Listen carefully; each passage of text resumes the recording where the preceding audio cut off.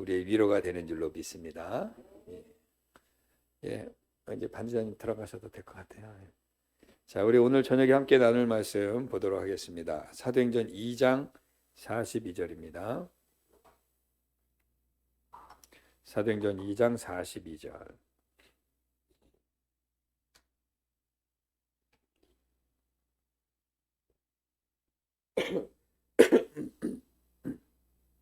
우리 한 절이니까 함께 큰 소리로 읽겠습니다. 시작. 그들이 사도의 가르침을 받아 서로 교제하고 떡을 떼며 오로지 기도하기를 힘쓰니라. 아멘. 예, 우리 계속 몇 주간에 걸쳐서 성령에 관한 설교를 우리가 주일 저녁마다 듣고 있습니다. 오늘은 성령을 받은 사람들의 변화된 모습이라는 말씀의 제목으로 함께 은혜를 나누고자 합니다. 자, 먼저 우리가 이제 성령을 받은 사람들 그러면 딱 궁금증이 하나 떠오르는 게 있는데, 나는 성령을 받았을까? 여러분 안 궁금하십니까? 나는 성령을 받았을까? 이 설교를 들으면서 지금 저녁 주일날마다 저녁 때 성령에 관한 설교를 듣는데, 나는 지금 성령을 받은 건가 안 받은 건가? 이게 혼란스러운 분도 계실 것 같고, 또 성령 받으면 뭐 이렇게 좀 나타나는 몇 가지 그런 현상들이 있잖아요. 막 갑자기 막 기도를 뜨겁게 한다던가, 눈물이 쏟아진다던가, 방언이 터진다던가, 믿음의 열정이 생겨서 막 전도하고 싶어도 견딜 수 없다던가, 막 몇 가지 그런 현상들이 있죠. 근데 이런 것들도 이제 다 성령이 나타난 증거 중에 하나이지만, 또 성령이 나타난 그 증거들은 많습니다, 여러분. 근데 이제 그 차이들은 조금씩 있어요. 그리고 성령님이 인격이셔서 우리를 그냥 막 똑같은 모습으로 이렇게 무슨 제품을 찍어내듯이 똑같이 그렇게 쫙 하지 않습니다. 다 똑같이 그렇게 해야 된다. 뭐 예를 들면 뭐 다 똑같이 방언하고, 다 똑같이 막 크게 소리 질러 기도하고, 다 똑같이 찬양할 때 막 눈물을 흘리면서 기도해야 되고, 다 똑같이 나가서 막 불붙은 열심으로 전도해야 되고, 이게 다 그러진 않아요. 이런 사람도 있고 저런 사람도 있습니다. 예수님의 12제자들을 보면요, 다 제각각이 쓰임 받는 모습들이 더 달라요. 뭐 두드러지게 우리가 잘 아는 베드로는 우리가 좀 이따 살펴보겠지만, 베드로는 그 기질 자체가 되게 열정이죠. 그리고 되게 저돌적이고, 또 일단 부딪혀 보는 스타일이죠. 생각을 안 하고 일단 부딪히고 생각하는 스타일. 일단 뱃사람의 기질이 있죠. 그런가 하면 밤모섬에 갔던 사도 요한 같은 경우는 아주 성격이 차분하고 여성미가 느껴지는, 그래서 사도 요한의 그 요한복음이나 요한 1, 2, 3서나 계시록 같은 걸 보면 아주 섬세합니다. 글의 내용이. 아주 그 상대방을 충분히 배려하면서 내용이 들어가거든요. 이런 것들. 뭐 사도 바울 같은 경우는 워낙에 이 지혜가 있고 또 지식이 있는 사람이고 학문이 출중해서 그 문장력이나 그런 모든 그 상대에 대한 어떤 그 복음을 전파하는 모습도 아주 다양하게 하는 모습을 볼 수 있어요. 여러 가지 서신들을 보면 알 수가 있습니다. 또 의심 많았던 도마는, 자기가 예수님을 의심하지 않았습니까? 그 도마는 그 복음을 들고 인도까지 가가지고 복음 전하다가 순교를 당하는 그러한 모습도 있었고, 뭐 여러 가지 모습인데요. 오늘 제가 이제 오늘 이 설교를 준비하면서 오늘 이 성령 받은 사람들의 변화된 모습, 그러면 제가 생각할 때, 여러분의 입장에서 생각할 때 궁금할 것 같아요. 성도님들 가운데 이제 성도들 가운데 순진한 분들이 참 많습니다. 좋게 말하면 착하신, 뭐냐면 신앙생활 이렇게 오래 하면서도 내가 성령을 받았나? 목사님 설교를 들어보니까 이게 막 좀 이렇게 막 이런 게 있어야 돼. 나는 그런 게 없는데 안 받았나? 그래갖고 이제 막 혼란이 오는 분들이 있지 않을까라는 생각이 들었어요. 예. 그래서 이걸 좀 정리를 해드리고 시작해야겠다 마음이 들었습니다. 오늘부로 여러분들이 잘 정리가 되기를 바랍니다. 예. 자, 성경을 한 군데 볼게요. 고린도전서 12장 3절 한번 보겠습니다.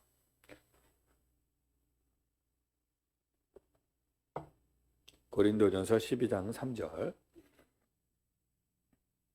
자, 한번 읽어볼까요? 시작. 그러므로 내가 너희에게 알리노니 하나님의 영으로 말하는 자는 누구든지 예수를 저주할 자라 하지 아니하고 또 성령으로 아니하고는 누구든지 예수를 주시라 할 수 없느니라. 아멘.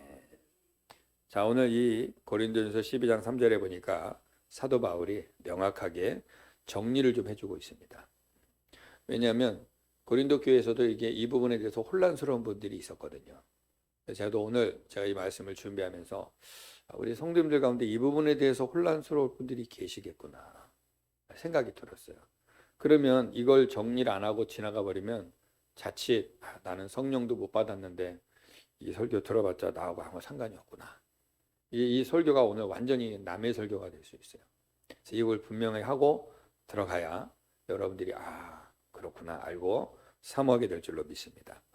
오늘 보니까 하나님의 영, 그리스도의 영, 성령 같은 영이죠. 자, 하나님의 영으로 말하는 자는 누구든지 예수를 저주할 자라, 예수를 부인하지 않는다는 거예요. 그리고 또 성령이 아니고서는 예수를 주시라 할 수 없느니라. 여러분, 내가 예수님 나의 구주이십니다. 예수님은 나의 생명이십니다. 예수님은 나의 목자이십니다. 나의 주님이라고 고백한다는 것은 성령이 아니고서는 할 수 없다는 거예요. 어떠세요? 여러분 정말 마음의 중심이 예수님을 나의 주님으로 인정하십니까? 그럼 오늘 사도 바울이 기록한 말씀대로 이 성경이 말한 대로 성령이 아니고서는 할 수 없다 했으니까 내가 예수를 나의 구주라고 고백했다면 진심으로 내가 그냥 입으로만 하는 게 아니라 내 마음의 중심에서 진심으로 내가 예수를 주라 시인했다면 그 자는 지금 성령으로 인하여 고백했다는 사실이 분명한 것입니다. 그렇다면 성령이 내 안에서 그걸 말하게 했다는 것이겠죠? 그러면 성령이 지금 내 안에 계시다는 거예요? 안 계시다는 거예요? 계시다는 거죠. 자, 그런데 제가 또 고민을 좀 해봤어요. 묵상을 해봤어요. 그러면 근데 왜 이렇게 차이가 날까?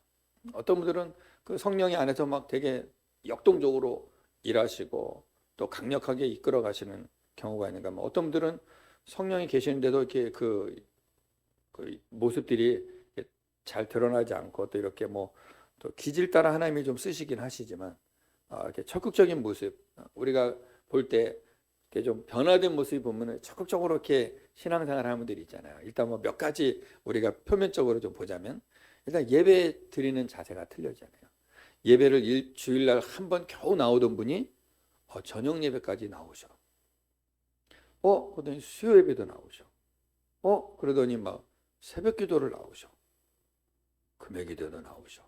그러더니 교회에 어떤 작은 일이라도 봉사하고 싶어서 헌신을 해요. 그럼 우리가 그냥 공이 볼 때 저분이 지금 성령님이 이끌어 가시는구나를 우리가 어느 정도 볼 수 있겠죠.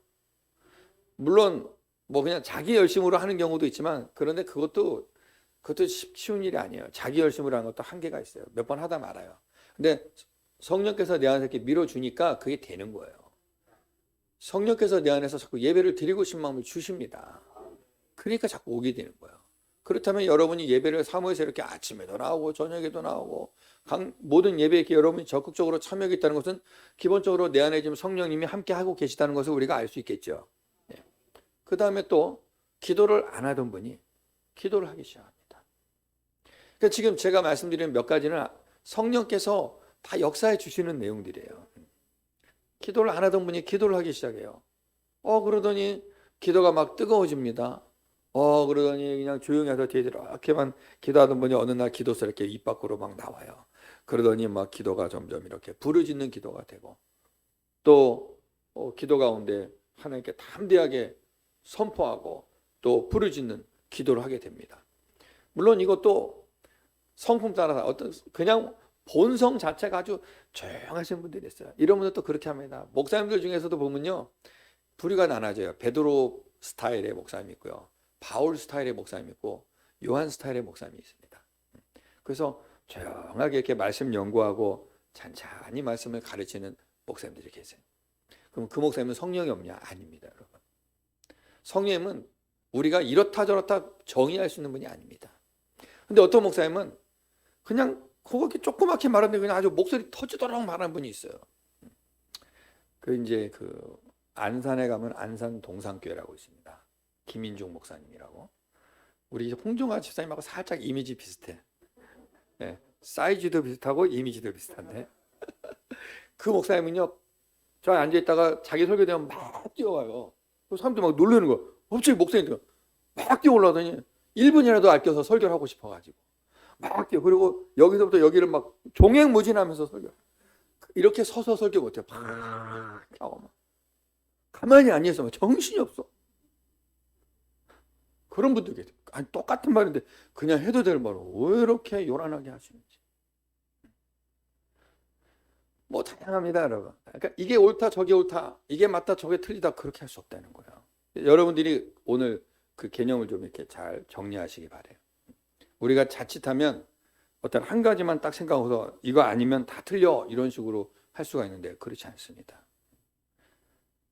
또 이렇게 예배, 기도 막 삼어, 어떤 분들은 막 교회에서 이렇게 봉사하는 거 즐거워하는데 이것도 성령이 아니고서 못하는 거예요, 여러분. 한두 번 할 수 있지. 예? 맘대로 안 되는 거야. 그리고 어떤 분들은 이렇게 남모르게 이렇게 돕는 분들이 있습니다. 이거 다 성령이 역사하시는 거예요. 아무도 모르게, 그러니까 오른손이 하는 일 왼손이 모르게 하라. 예수님 그랬잖아요. 어떤 분 아무도 모르게 이렇게 살짝 남들 이렇게 도와주고 또 찾아가서 위로해주고, 우리는 아무도 모르는데 이렇게 만나서 이렇게 격려해주고 또 기도해주고 또 필요한 거 이런 분들이 있어요, 교회 안에. 이거 다 성령님이 일하시는 겁니다.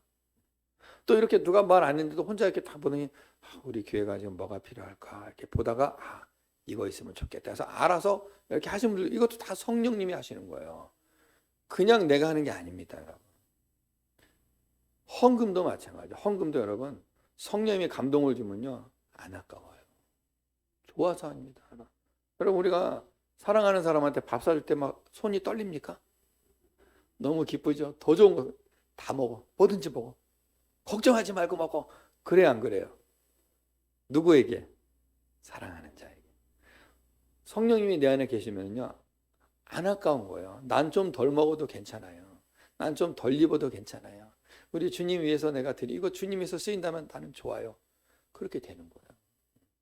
이게 다 그런 역사가 다 성령의 역사입니다, 여러분. 자, 이런 몇 가지로만 봐서도 우리가 너무 성령을 어렵게만 생각하니까 그런데 이런 몇 가지만 봐서도 성령님이 내 안에 계시구나 안 계시구나를 여러분 스스로가 지금 진단해 볼 수 있어요.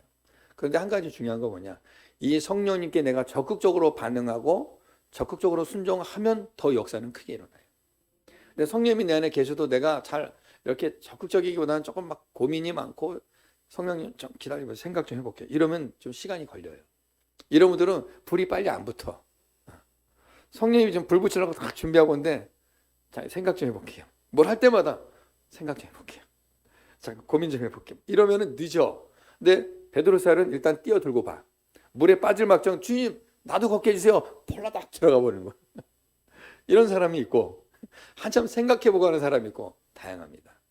그러니까 중요한 것은 내 안에 우리가 오늘 이 말씀처럼 예수를 주로 고백한다면 성령이 계시다는 거야. 성령 아니고서는 그렇게 고백할 수 없다는 거야. 자, 이렇게 됐다면 그 다음부터 이제 내가 어떻게 성령께 반응하느냐는 이제 내가 해야 될 일입니다. 아멘이시죠? 예. 그래서 늘 성령님을 의지하고 무시로 성령 안에서 기도하고 어떤 상황이 되어도 성령님 나를 도와주세요. 내가 이런 상황 속에 있습니다. 내가 지금 이것 때문에 힘듭니다. 오늘 이것 때문에 너무 속상해요. 성령님, 내가 투덜대서 참 부끄럽습니다. 나의 마음을 차분하게 해주시고 질서 있게 해주셔서 다시 힘내서 집중해서 믿음 생활하게 해주세요. 이렇게 성령님과 늘 동행하는 사람들은 이렇게 자기의 문제들을 빨리빨리 발견해요. 그리고 빨리빨리 성령 안에서 해결합니다. 그러니까 이게 내가 성령님을 얼마나 더 친근히 가까이 하고 얼마나 더 의지하고 얼마나 더 내가 성령님을 신뢰하는가에 따라서 성령님이 내 안에서 역사하는 그 활동 범위가 달라지는 거예요. 아멘이시죠? 하나님은요 우리를 로봇처럼 다루지 않으십니다. 우리 모두를 인격적으로 대하세요. 하나님 만약에 우리를 로봇처럼 그냥 아무나 붙잡아서 너는 당장 선교사로 가라고 막 나 생각도 없이 보내버리거나 막 그럴 수 있어요. 그러지 않습니다. 시간을 주시고 환경을 주시고 다 준비를 시키세요. 저도 제가 인도에 선교사 갈 때 가겠다는 생각까지도 사실 성령님이 주신 거예요. 생각까지는 안 돼. 그다음에 움직이는 게 이제 좀 시간이 걸렸죠. 일단 제가 고민을 많이 했으니까. 저도 성령님이 제가 딱 사인을 주면 저도 바로 이렇게 움직이는 스타일이라 생각 좀 해볼게요. 약간 이런 스타일이라 저도 좀 생각을 좀 해봐야 돼. 가지고 기도하러 다니고 사인을 좀 몇 가지 사인을 구하고 막 이렇게 저렇게 하다가 하나님께서 이제 준비시켜서 때가 되니까 보내주신 거거든요. 하나님은 우리 모두에게도 그렇게 일하신다는 것입니다. 어떤 분은 빨리 불이 붙고 어떤 분은 조금 천천히 가는 분도 있고 그러니까 거기에 대해서는 여러분들이 나는 성령이 없다 막 이렇게 생각하시지 마시고 오늘 이 말씀을 기준으로 보자고요. 내가 예수를 주로 고백했다면 성령님이 내 안에 분명히 계시구나. 아멘이십니까? 정리가 좀 되십니까? 그 다음부터는 내가 할 일이에요. 그 다음부터 제가 여러분에게 종종 설교할 때 말씀드리잖아요. 구원은 하나님의 은혜로 옵니다. 100% 하나님의 구원은 은혜로 옵니다. 하나님의 은혜로. 그러면 받은 구원을 내가 이제 구원이 구원되게 하려면 내가 하나님 앞에 이제 순종하는 모습이 필요한 거예요. 아기가 사람으로 태어납니다. 근데 아기가 이제 자라려면 자기의 노력이 필요한 거예요. 엄마가 젖을 물려줍니다. 엄마의 젖을 쪽쪽 빨아먹는 건 아기가 할 일이에요. 그것까지 엄마가 해줄 수 없잖아요. 그렇죠? 그러니까 하나님이 모든 것을 준비해놨는데 그거를 내가 받아먹고 누리고 활용하는 것은 나의 몫이에요. 그래서 여러분들이 조금 힘들더라도 노력을 하셔야 돼요. 수고를 하셔야 됩니다. 야고보 기자가 그래서 그 말하는 거예요. 너의 믿음을 내게 보이라. 나는 나의 행함으로 믿음을 보이겠다. 난 믿음이 있다. 어떻게 보여줄 거야? 믿음이 있어? 안 보여. 믿음 있어요? 믿음 있어요? 안 보여. 근데 믿음을 행함으로 보인다는 거예요. 아까 말씀드린 것처럼 예배의 자리 나오는 거, 기도하는 시간들, 봉사하는 시간들, 또 전도하는 모습들, 또 누군가를 이렇게 보이지 않게 섬기는 모습들, 뭐 여러 가지 모습으로 내 믿음을 보이는 것입니다. 이런 것들이 더 활성화가 되고 더 적극적으로 되고 내가 더 그 은혜를 누릴수록 여러분 이게 더 소중한 줄 알게 되고 이 깊이를 알게 되면 여러분 더 적극적으로 하게 되어 있어요. 그 은혜를 맛을 보니까 이 세상의 음식은 몇 번 먹으면 질리지만 하나님의 말씀의 은혜는요 끊임없이 새롭습니다. 은혜의 깊이는 끊임이 없어요. 그걸 경험하게 되면 더 사모하게 되는 거예요. 그래서 우리가 오늘 아까 마지막에 불렀던 찬양과 같이 살아도 주를 위해 죽어도 주를 위해 그 고백이 나오게 되는 거예요. 그 주님 안에 내가 그냥 쑥 들어가 버리는 것입니다. 오늘 여러분이 이 부분에 대해서 정확하게 명확하게 마음을 가지시기 바랍니다. 예. 자, 이걸 설명하느라고 조금 시간이 갔는데 너무 중요하기 때문에 제가 좀 말씀을 드려요.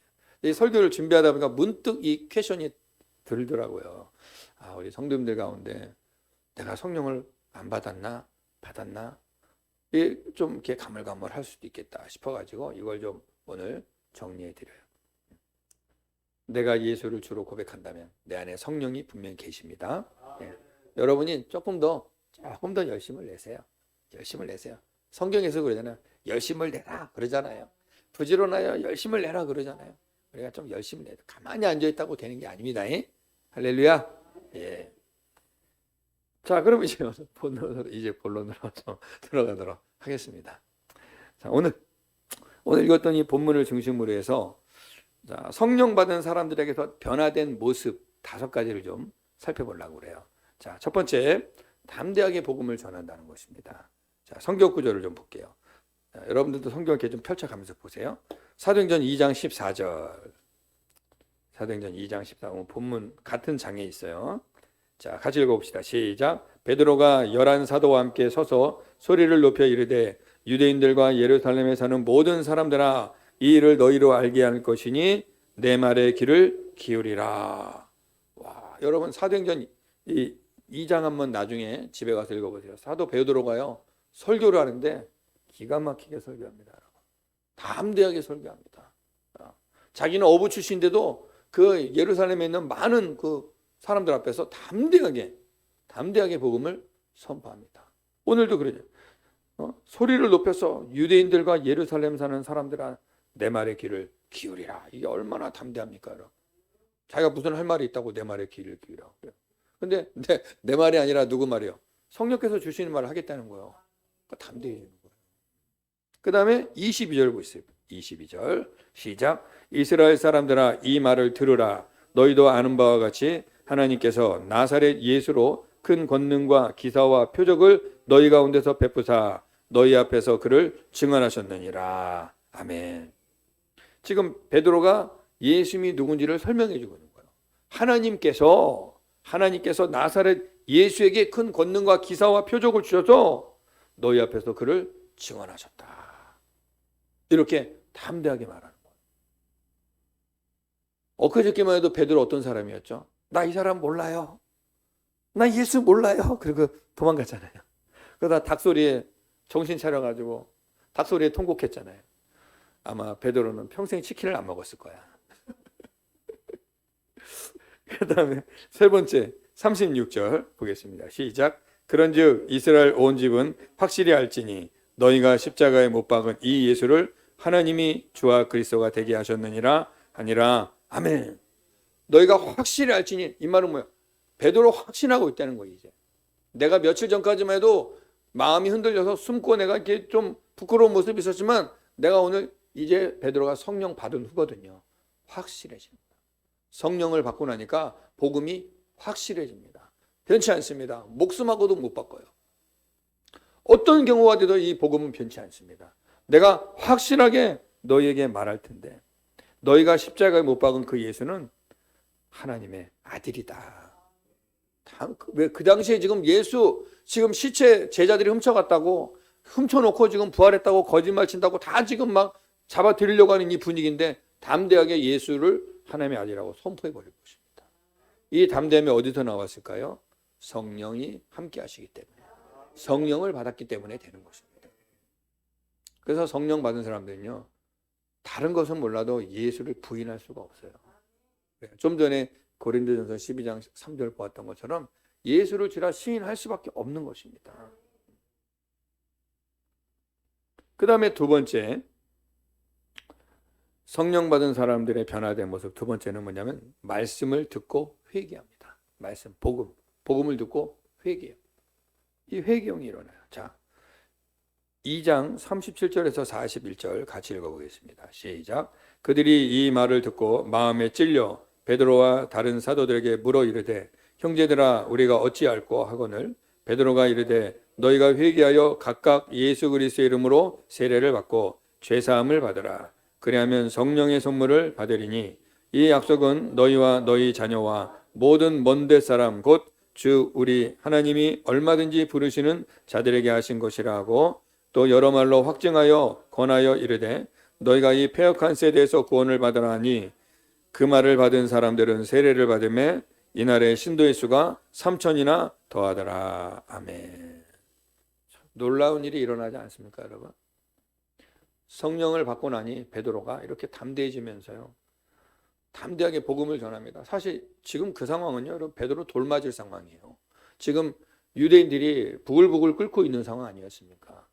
그리고 예수님이 부활했는데 지금 소문이 어떻게 났어요? 제자들이 숨겨놨다, 예수 십체를. 그리고 거짓말로 부활했다고 지금 소문낸다. 이래가지고 지금 다 잡아들이려고 하고 있는 이 분위기에서 담대하게 이 복음을 전했다는 것은 베드로 목숨 내놨다는 거예요. 그러니까 담대해진 거예요. 여러분, 이 세상에서 싸움 붙을 때 제일 무서운 사람이 누군지 아세요? 죽자고 달려드는 사람은 못 이겨요. 아무리 등치가 커도 조그마한 사람이요, 죽자고 달려주면 못 이깁니다. 얘는 죽으려고 달려드는데 못 이기는 거예요. 목숨 내놓으면 이길 자가 없습니다. 성령을 받으니 베드로가 이렇게 담대해진 거예요. 근데 이 복음을 전했더니 어떤 일이었냐? 이 복음을 듣는 자들이 회개형이 일어납니다. 제가 오늘 이 말씀을 준비하면서 또 하나 깨달은 것인데, 성령은 상호작용을 하시는 분이구나. 일방적으로 가는 게 아니라 상호작용 하시는구나. 성령께서, 자, 베드로가 성령을 받았잖아요. 지금 뜨거워요. 그래서 성령에 의해서 복음을 전하니까 듣는 자들이 이 성령에 의해서 이 복음을 듣는 자들 안에서 성령의 역사가 일어나는 거예요. 그러니까 이 복음을 듣고 그들이 반응을 하는데 어찌할꼬? 성령이 그 마음을 주시는 거예요. 복음을 듣고 나면 어찌할꼬? 이 말은 뭐예요? 아이고야, 큰일 났다. 내가 들어보니 나는 죄인이구나. 이 깨달아졌다는 거예요. 성령께서 깨닫게 해주시는 거예요. 상호작용이 일어나는 거예요. 여기서 강력하게 성령을 의하여서 복음을 전했던, 여기서 듣다가 성령의 터치에 의해서 영이 깨어버리는 거예요. 아, 내가 죄인이구나. 어찌할꼬. 이 고백이 나옵니다. 그러니까 여러분, 성령 받은 사람, 성령 충만한 자가 복음을 전하면 듣는 자가 마음에 깨달음이 오는 거예요. 회개가 임하는 것입니다. 어찌할꼬. 마음이 찔렸다 그러잖아요. 이 말을 듣고 마음이 찔렸다. 성령께서 하신 일입니다. 그리고 그들이 우리가 어찌할꼬. 그랬더니 베드로가 뭐라고 그래요? 너희가 회개하여 예수 이름으로 세례를 받아라. 그리고 죄사함을 받으라. 그러면 성령을 선물로 주시리라. 그러니까 여러분, 우리가 오늘 이 베드로의 설교에서 우리가 한 가지 또 새롭게 알 것은 뭐냐? 성령은 무조건 냅다 부르짖는다고 오는 것이 아닙니다.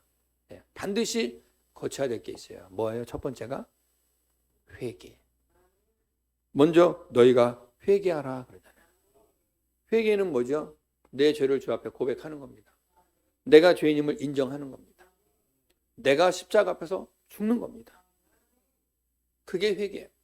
가던 길을 돌이키는 거예요. 내 욕심 따라, 내 생각 따라, 내 어떤 이기적인 마음을 따라 살던 그 모습을 이제는 주를 향하여서 가는 거예요. 가던 길을 돌이키는 거예요. 그것이 회개입니다. 여태까지 살았던 방식을 내려놓고 이제는 말씀을 따라 사는 것입니다. 내가 주장했던 내 생각이, 내 틀이 있잖아요. 인생에 내 인생관이 있잖아요. 이걸 내려놓는 거예요, 이제는. 주님의 말씀 따라가는 거예요. 그러니까 나도 어색하죠. 처음에는 안 맞는 옷 같지요. 안 맞는 신발 같죠. 이렇게 안 살았는데 나는 기분파인데 기분 좋으면 그냥 며칠이고 갑자기 떠나가서 어디든가 가서 막 놀다가 오고 이런 분위기인데 이게 안 되는 거지 이제. 주머니에 돈 생기고 그냥 팍팍 쓰던데 이제 그것도 안 되는 거지 이제. 성질나면 한번 그냥 확 뒤집어 놓고 난 뒤끝 없어 미안해 오케이 이런 스타일인데 이게 이제 안 되는 거지. 일단 속 터지면 주먹부터 나갔는데 이제 그게 안 되는 거지. 다 삶이 바뀌는 겁니다. 이게 어디서 오냐? 회개할 때 이런 일이 일어난다. 그래서 성령은요, 회개하지 않으면 성령이 임할 수가 없어요. 성령은 거룩한 영이라 더러운 곳에 오지 않습니다. 회개는 뭐예요? 내 안에 있는 더러운 것들 다 씻어내는 거잖아요. 그죠?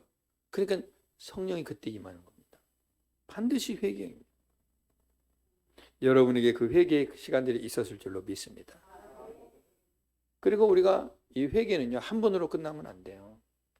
우리는 매일매일 예수님이 제자들의 발을 씻겨줄 때 베드로가 뭐라 그랬죠? 주님, 내 발만 씻기지 말고 온몸도 씻겨주세요. 그랬더니 뭐라 그랬어요?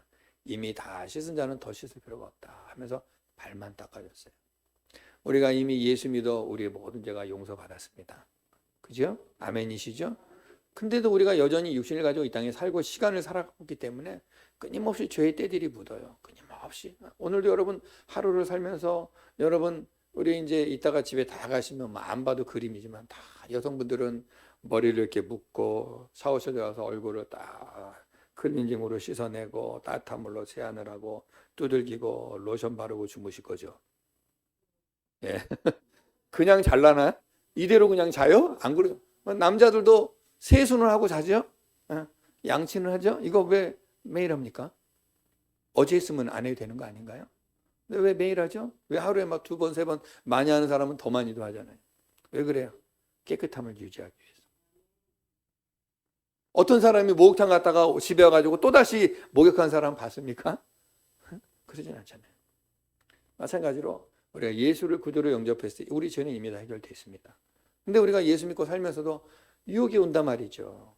우리가 생각지 않게 예수 믿어도 입에서 IC가 나오잖아요. 18이 나오잖아요. 10원짜리가 나오잖아요. 그것들을 어떻게 매일매일 씻어내는 거예요. 이런 것들이 쌓이면 쌓일수록 어떻게 됩니까? 이제 무감각해지는 거예요. 그래서 죄는 매일 씻어내야 되는 겁니다. 회개가 이렇게 중요한 거예요. 회개할 때 우리가 예수 이름으로 죄사함을 받게 되고 또 성령을 받게 되는 것입니다. 이런 일이 일어나니까 결과가 어때요? 그날 이 베드로의 말을 듣고 세례받고 회개하고 돌아오는 자가 3,000이나 되더라. 이거 사람의 일로 할 수 있는 거 아닙니다, 여러분. 성령님이 해주시는 거예요. 사람의 일로 되는 게 아니에요.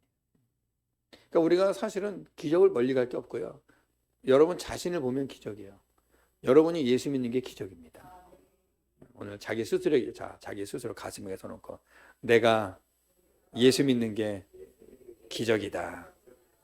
자기 거울을 보면서 매일 얘기하세요. 야, 네가 예수 믿는 게 기적이다, 명수야. 참, 네가 기적이다. 너가 예수를 믿다니, 야, 기적이다. 기적 아닌가요?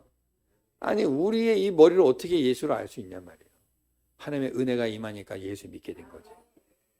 예수 믿으니 여러분 우리에게 약속이 있으니까 이 힘든 세상 우리가 넉넉히 감당하는 거 아니겠습니까? 우리가 이렇게 함께 모여서 예배하면 이거 기적 아닙니까? 여러분이 저를 어떻게 한다고 제 말을 지금 듣고 앉아서 아멘하고 있어요.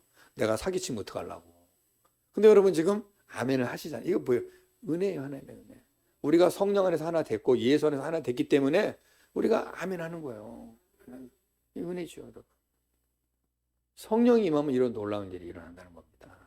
그 다음에 또 봅시다.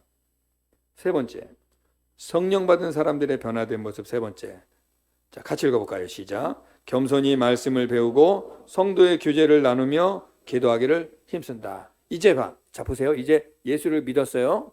그죠? 이제 성령을 받았습니다. 그 다음에 나타나는 자연스러운 현상이 이제 좀 더 구체적으로 나오는 거예요.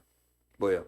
자, 사도행전 2장 42절 시작. 그들이 사도의 가르침을 받아 서로 교제하고 떡을 떼며 오로지 기도하기를 힘쓰니라. 아멘. 말씀 배우기를 힘썼다는 거예요. 말씀 배우기를. 자, 사도들은 예수님과 함께 동고동락했잖아요. 예수님이 하시는 모든 걸 다 봤잖아요. 3년 반 동안. 그래서 예수님이 승천하셨어도 베드로와 12제자는 다 그걸 알고 있잖아요. 그러니까 이제는 그것을 전해주는 거예요. 예수님이 하셨던 일, 예수님께 들었던 일을 하게 되는 거예요. 예수님이 하셨던 말씀들을 다 반복해서 하는 거 아니겠습니까? 그 이미 경험된 제자들을 통하여서 이 예수 믿게 된 자들이 이제 말씀을 배워가는 거예요. 그래서 성도 여러분들은요, 말씀 배우기를 쉬지 마셔야 됩니다. 우리가 말씀 안 배우고 어떻게 신앙생활을 잘 할 수 있겠습니까? 우리가 무조건 교회 와서 예배만 드린다고 되는 게 아니에요. 여러분들이 성경을 읽으셔야 됩니다. 그리고 뭐 요즘 우리가 이제 인터넷으로 매일 지금 성경 읽기 20분짜리 올라가지만 거기에서 교수님들이 성경 읽기 전에 그 성경에 대한 내용을 짤막하게 설명해주고 보니까 훨씬 이해가 잘 되죠. 얼마나 좋아요. 여러분 남들은 돈 내고 몇 년 된 길 그 공부를 지금 여러분은 앉아가지고 쉽게 지금 배우고 있는 거잖아요. 얼마나 좋아요. 배우셔야 됩니다. 그리고 또 더 깊은 말씀도 배우셔야 돼요. 앞으로 기회가 되는데 여러분들은 배우셔야 됩니다. 우리 교회도 신앙 성장반도 있고요. 또 사역자반도 있고요. 제자반도 있잖아요. 또 해피타임도 있어요. 해피타임 이거 뭐 기초 초신자만 아닙니다. 해피타임 깊이가 있어요. 예. 복음입니다. 내가 복음이 좀 요즘에 흐렸다면 다시 들으시기 바랍니다. 그래서 복음을 늘 재점검하셔야 돼요. 그리고 제자 훈련도 받으시고 제자 훈련 받으면서 변하거든요. 사실은. 예. 그 시간 동안 변하게 돼 있어요. 늘 말씀을 대하니까. 또 사역자반은 좀 더 이제 우리가 이미 순장님들은 경험해 보셨지만 더 디테일하게 공부할 수 있고요. 신앙성장반도 지금 하고 있지만 정말 이 시간마다 아주 은혜가 넘치거든요. 우리가 시간이 모자라서 풍성하게 못하지 어쨌든 막 시간이 쫓겨요. 막 2시간 반을 했는데도 모자라 시간이. 정말 마음 먹고 한 4-5시간 해도 충분히 할 수 있어요. 그렇게 풍성하답니다, 여러분. 이렇게 풍성한 말씀의 은혜를 봐야 경험해 봐야 말씀이 뭔지 도대체 말씀에서 뭘 요구하시는지를 우리가 알게 되는 거예요. 그래서 사람이 말씀이 들어가면 변하게 돼 있어요. 이런 일을 했다는 거예요. 어떻게 성령을 받은 사람들은 이런 일을 하게 된다는 거예요. 그 다음에 서로 교제했다. 성도의 교제가 매우 중요합니다. 오늘도 우리가 점심 식사를 교회에서 같이 했지만 어때요? 사람이 밥 먹으면서 친해지는 거예요. 그러지 않습니까? 같이 밥 먹으면서 가벼운 얘기를 나눴지만 왠지 하나 되는 느낌이 들고 우리 가족이구나, 우리 식구들이구나 이런 느낌들이 들잖아요. 이런 시간들이 많아질수록 우리는 더 하나가 되는 것입니다. 그래서 사람은 자주 만나야 정도 들고 서로 알게 되는 거예요. 그런 말 있잖아요. 눈에서 멀어지면 마음에서 멀어진다. 아무리 가까운 친구라도요. 한 1-2년 안 보면 마음이 멀어지고요. 별로 안 친했던 사람도 매일 보면은 티각태각 싸워도 어느샌가 또 정들어 버려 있어요. 사람이란 게 그런 거예요. 그러니까 자꾸 만나고 자꾸 교제하면 하나 됩니다. 할렐루야. 예. 그 다음에 또 기도하기를 힘썼다. 예. 성령 받으면요 당연히 나타나는 현상 중에 하나가 뭐냐? 기도하기를 힘쓰는 것입니다. 그리고 여러분들이 기도의 자리를 사모하셔야 돼요. 내가 노력하셔야 됩니다. 내가 예를 들면 내가 일주일에 한 번이라도 꼭 내가 새벽기도 나가보겠다라는 작정을 하셔야 돼요. 그건 내 의지입니다. 내 믿음을 표현해야 되는 거야. 딴 날 못 나와도 내가 꼭 주말에는 한번 나가겠다. 쉬는 날 내가 토요일 날 직장 쉬니까 요날에 내가 새벽기도 갔다가 와서 집 와서 자도 되니까 요때 내가 한번 해보겠다. 이렇게 도전을 해보셔야 됩니다. 그러면서 은혜를 경험하게 되면 한 번이 두 번 되고 두 번이 세 번 되면서 내 신앙생활의 틀이 잡히는 거예요. 그래서 어떤 분은 일생을 새벽기도 하지 않습니까? 여러분 자기 힘으로 하는 게 아니에요. 성령이 이끌어가는 거예요. 그러니까 성령이 이끌어가면 내가 경험해 보셔야 돼요. 그러니까 아까 우리가 초대에 말씀드렸지만 내가 예수를 주로 고백했다면 성령은 내 안에 계신 게 분명한데 이 성령이 나를 이끌어갈 수 있도록 내가 반응을 해 주셔야 됩니다. 순종하셔야 돼요. 내가 하나님 내가 이렇게 한번 해보려고 하는데 도와주세요. 이게 돼야 되는데 움직이지도 않고 그냥 성령님은 내 옆에 계시고 나는 그냥 나대로 있을게요. 이러고 있으면 아무 역사가 안 일어나는데 내가 하나라도 해보겠다고 하면 일어나는 거예요. 여러분 애기들이요 이제 자라면서 이제 조금 크면 이제 하주이도 이제 조금만 더 크면 이제 지금 걸어다니니까 좀 더 크면 이제 막 그림책 들고 와서 막 펴갖고 막 아빠는 졸려 죽겠는데 읽어달라고 그럴 거라고 이제. 그럼 하겠다니까 어떻게 해? 야, 자 그리고 확 덮어버린 부모가 누가 있어요? 졸려도 읽어주는 거예요. 얘가 뭔 말인지 몰라줘도 읽어줘야 되는. 자꾸 해줘야 되는 거예요. 성령이 그렇다는 거예요. 우리가 부족하지만 내가 한번 해보겠습니다. 성령님 도와주세요. 여러분 성령이 나를 도와주십니다. 그러니까 여러분은 좀 계획을 좀 가져보시기 바랍니다. 뭐 이것뿐이 아니라 뭐냐 새벽기도도 마찬가지고 뭐 예배도 내가 금년 1년은 예배를 내가 한번 다 참여해 보리라. 어떤 결과가 날까요? 주님 기대해 봅니다. 이러면서 우리 하나님 앞에 살짝 좀 이렇게 살짝 믿음의 시험도 한번 해보시고 하나님이 그랬잖아요. 날 믿음의 테스트 해보라고 그러잖아요. 주님이 하나님 나에게 하나님께서 복 주신다고 약속하셨는데 내가 한번 시도해 볼 테니까 하나님 그 약속을 내가 지켜줄 줄로 믿습니다. 그러면 시도해보라 그 말이에요. 작정을 해보라 그 말이에요. 그런 것들이 하나씩 하나씩 성취되어 가면서 여러분들이 담대함이 생깁니다. 예. 믿음의 즐거움이 생겨요. 경험이 생겨요. 근데 이런 것들이 아예 없으니까 그냥 모르는 거예요. 경험이 안 되니까. 제가 인도에 있을 때 우리 교회 우리 클리닉 직원도 있었고 우리 목회자도 있었고 태권도장 내가 또 데리고 있는 한 대여섯 명이 이제 우리 직원들이 있어요. 다 데리고 있는데 어느 날 너무 수고를 많이 해서 우리 시골 촌 사람들인데 그 KFC에 이제 데려가서 좀 그 햄버거를 사주려고 시내를 데리고 나왔어요. 그래가지고 다 자리에 앉혀놓고 KFC 햄버거를 쫙 시켰는데 원래 햄버거는 이렇게 빵하고 이렇게 한꺼번에 확 먹어야 되잖아요. 쫙 열더니 다 분리하더니 야채 따로 먹고 고기 따로 먹고 빵 따로 먹고 있는 거예요. 안 먹어봐서 몰라. 안 먹어봐서 모르는 거야. 이거 한 입에 먹어야 그 맛이 조합이 이루어지는데 쫙 펼쳐놓고 따로따로 먹는 거예요. 또 한 번은 스테이크 집을 데려갔어요. 그러면 나이프와 포크를 이렇게 해야 되냐? 이게 너무 불편하니까 다 내한테 손으로 뜯어갖고 손으로 먹고 있는 다 스테이크를 그냥 그렇게 먹으라 그랬어요. 그냥 이게 안 되니까 경험이 안 되니까. 근데 경험이 되면 여러분은 손으로 먹는 게 편해요? 이게 더 편해요? 이게 더 편하죠. 예. 경험이 안 되니까. 성령 받고 순종해서 받은 은혜들이 경험이 안 되니까 그게 좋은지 모르니까 안 하는 거예요. 아이고 그 피곤한데 기도하러 뭐 하려고 나가. 모르니까. 그 새벽에 주시는 은혜를 모르니까. 헌금 하나님께 기쁨으로 드렸을 때 하나님이 더 채워주신 그 기쁨을 맛을 안 보니까 내 돈 아까워 못 내. 근데 여러분 돈 떠달라고 하는 소리 하니까 오해하지 말고 들으세요. 내가 하나님께 기쁨으로 드리잖아요. 하나님 반드시 더 좋은 거를 분명히 주십니다. 경험해 본 자는 아실 거예요. 여러분 우리 인간도요. 누가 나한테 뭐 주면 나는 그보다 더 좋은 거 주게 돼 있어요.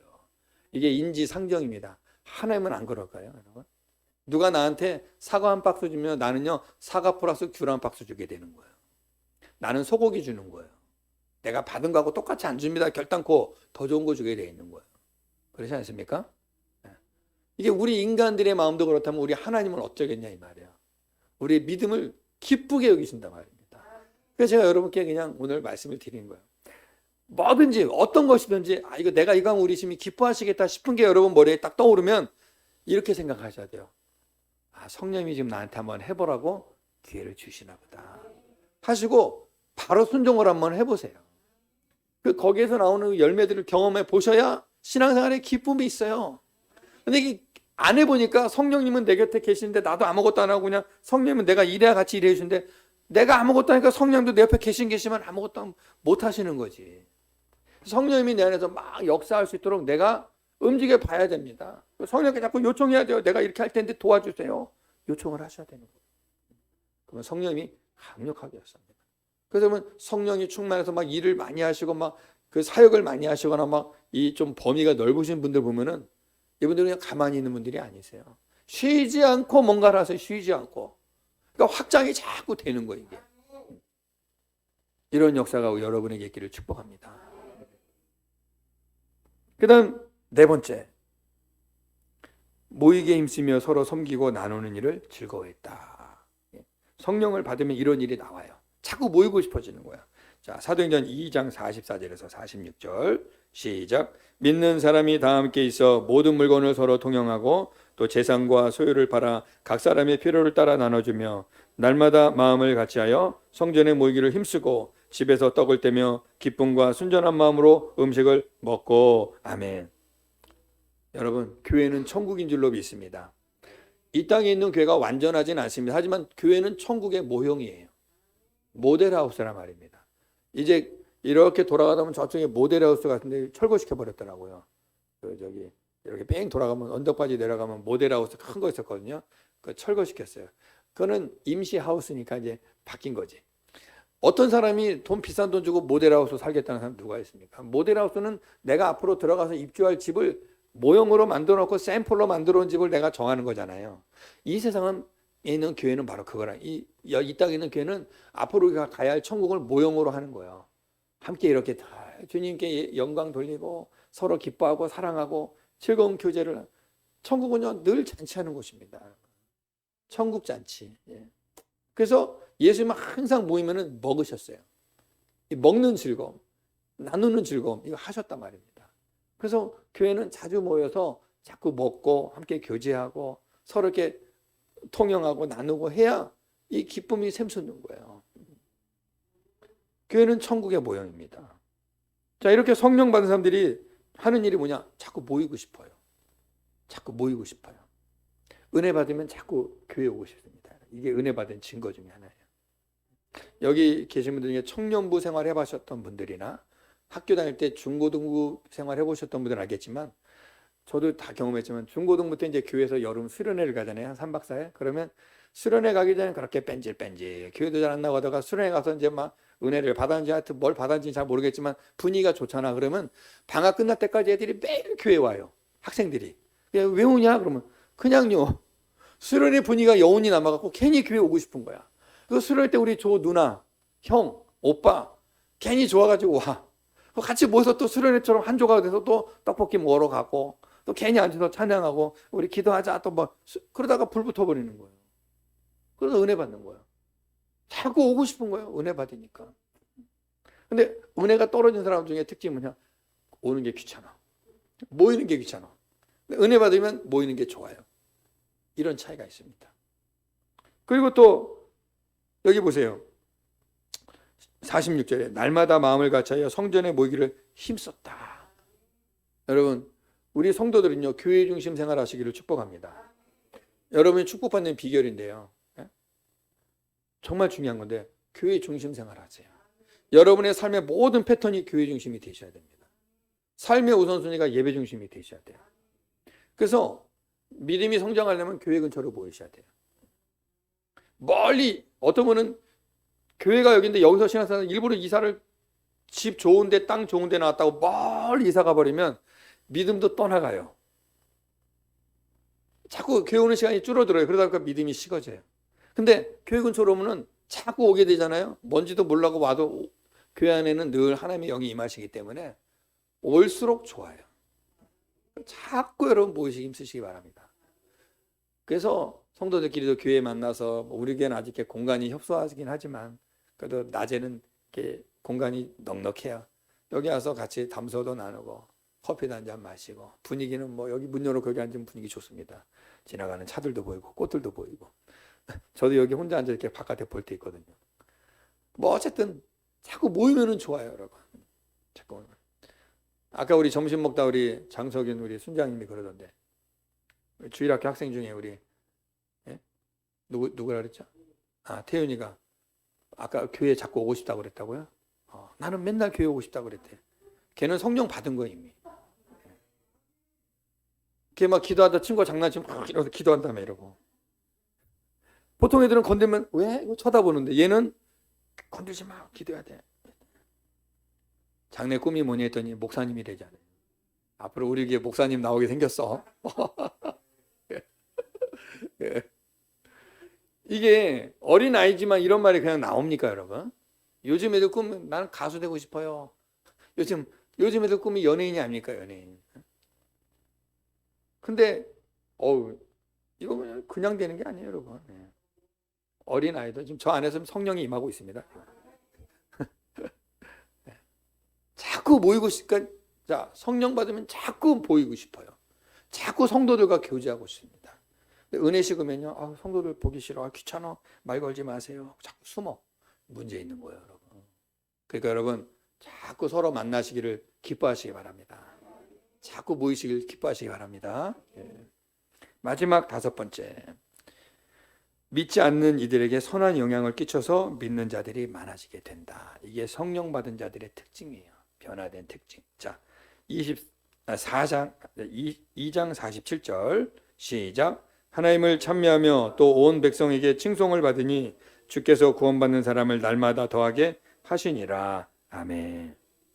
여기서 온 백성, 그 예루살렘에 있는 많은 사람들을 말하는 거죠. 그 중에는 예수 안 믿는 자들이 많습니다. 근데 이 성령 받은 이 오순절 성령 받은 자들이 지금 우리가 앞전에 살펴본 서로 사랑하고 서로 나눠주고 서로 이렇게 이건 있을 수 없는 일이잖아요. 자기 것을 나눠준다는 거 있을 수 없는 일인데 기꺼이 나눠줘요. 자주 모여서 서로 저기는 왜 이렇게 맨날 호호하하 이렇게 기쁠까? 항상 얼굴이 그냥 스마일하고 그냥 뭐 서로 이렇게 하면 들어갔다는 뭘 한 보따리씩 들고 가고 뭐 그냥 막 음식을 나눠주고 항상 자치 분위기야. 사람들이 궁금한 거야. 그러니까 그들이 믿는 그 예수 나도 믿어보자 이렇게 되는 겁니다. 그러니까 이들이 만약에 자기네끼리 모여서 맨날 다투고 분쟁이 일어나고 그러면은 누가 예수를 믿겠다 그러겠습니까? 그래서 우리 교회가요, 여러분 서로 사랑하고 서로 하나 되고 또 우리가 이 주변에 뭐 아직까지는 큰 영향은 못 미치고 있지만 우리가 이 들어오는 입구에 주차하는 모습도 최대한 남을 배려해주고 또 하여튼 뭐 우리가 이 건물 쓰면서 이 건물 사는 사람들하고 우리가 부딪히지 않도록 최대한 배려해주고 또 여러분이 사는 집 주변에 이웃들하고도 최대한 여러분들이 배려해주고 이러면은요 사람들이 말 안 해도요 다 느껴요. 우리 아파트에 4층에 사는 아주머니가 제가 목사인 줄 알았어요. 누가 안 가르쳐줬는데 그분이 맞췄어요. 목사님이죠? 딱 그러더라고요. 네, 그런데 그다음부터 내가 밖에 나가서 쓰레빠를 못 신고 나가네. 지난번에 제가 맨발로 쓰레빠 신고 재활용 보려고 나가는데 날 딱 보더니 어머 목사님 발 시렵지 않으세요? 맨발로 다니시네. 네, 그다음부터 내가 나갈 때 쓰레빠를 못 신고 나가. 내가 꼭 나가면 그분을 만나네. 이 아주 동네 고양이 밥 주는 아주머니라 꼭 나가면 나를 만나가지고 꼭 보면 위아래 이렇게 한번 보이고 내가 이제 이러고 나면 교회 가시나 봐요 이러더니 내가 쓰레빠 신고 아유 목사님 맨발로 다니시. 말 안 했거든요. 근데 나는 뭐 특별히 뭐 이렇게 내가 뭐 잘 행동은 없는데 그분이 보시기에 목사같이 보였나 봐요. 그래 목사님이시죠? 딱 그러네. 그 다음부터는 지나가면 목사님 동네서는 다 들어. 내가 아주 행동 거지가 너무 조심스러운 거 이제 주차도 내 맘대로 이제 맘대로 못 되고 주차도 시킨 대로 잘 이렇게 있는데 되고 가끔씩 이렇게 좀 이렇게 좋은 자리 내가 되겠다고 막 이렇게 먼저 가고 그랬는데 이제는 그것도 못 하겠어요. 쓰레기 버릴 때도 잘 가야 돼. 예. 그 이제 보고 있는 사람들이 있다는 거예요. 나를. 여러분들이 예수 믿는 거를 주변 사람들이 보고 있습니다. 그래서 우리의 영향력이 그들에게 미쳐질 때 그들이 예수 믿게 되는 거예요. 우리 믿는 사람은요, 여러분, 장사하시는 분들이나 되게 물건을 사실 때 막 이렇게 막 요즘에 깎는 거 없어요. 요즘 다 거의 이제 가격제로 하니까 그러지만 막 깎으려고 그러고 막 그냥 실갱이 하지 마세요. 막 그냥 달라는 대로 웬만하면 크게 손해 안 보면 주시고요. 이렇게 다투는 일 결코 하지 마시고 좀 누가 뭐라 해도 그냥 예.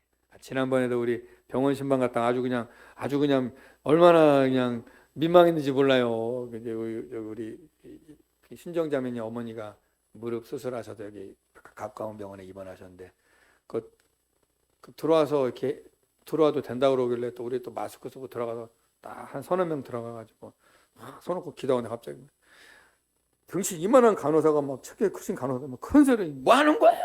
막 그러더니 갑자기 기도를 빨리 끝냈죠. 그랬더니 뭐 하는 거야? 저 딴 환자가 딴짓해서 거기 야단치고 우리를 향하면서 뭐 하는 거예요? 뭐 하는 거야? 너무 죄송해서 예, 죄송합니다. 빨리 나와버렸어요. 코로나가 괜찮아져서 이제 그 개인 병원이라 괜찮은 줄 알고 들어갔다가 혼났죠. 거기다 대고 우리가 뭔 말 하겠습니까? 무조건 죄송합니다. 빨리 갈게요. 그러고 빨리 나왔죠. 만약 거기서 우리가 아니 뭐 기도 잠깐 하는데 왜 이렇게 시끄럽게 하냐고 한마디 해버리면 어떻게 되겠습니까, 여러분? 그렇잖아요. 기도 다 해놓고 그냥 거기다 재뿌리는 거 되는 거잖아요. 그러니까 우리가 그런 부분에서도 항상 내가 좀 사실 기분은 나빴어요.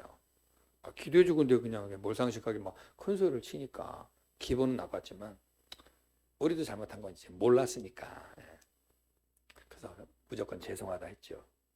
우리가 삶의 현장에서 이렇게 부딪힐 만한 일들이 있을 때 우리 믿는 자들은요 일단 항복 양보 그게 이기는 겁니다. 그게 그리고 내가 주님의 영광을 가리지 않는 거예요. 우리가 내 권리, 내 주장, 내가 맞다고 따지면 틀린 거는 아닌데 그게 복음의 장애가 돼요. 그래서 우리는 항상 삶을 어떻게 사냐면 복음을 위해서 살아야 됩니다. 복음을 위해서. 가족 간에도 마찬가지고요. 자녀들과의 관계도 마찬가지고요.